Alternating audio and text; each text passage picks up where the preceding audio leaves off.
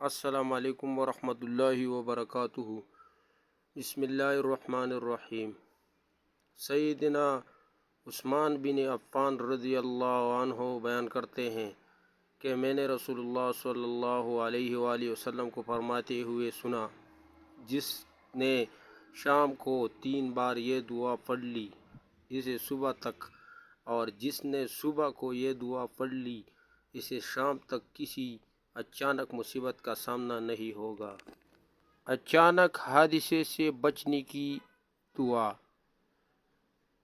بسم اللہ الذی لا یضر مع اسمہ شیء فی الارض ولا فی السماء وہو السمیع العلیم۔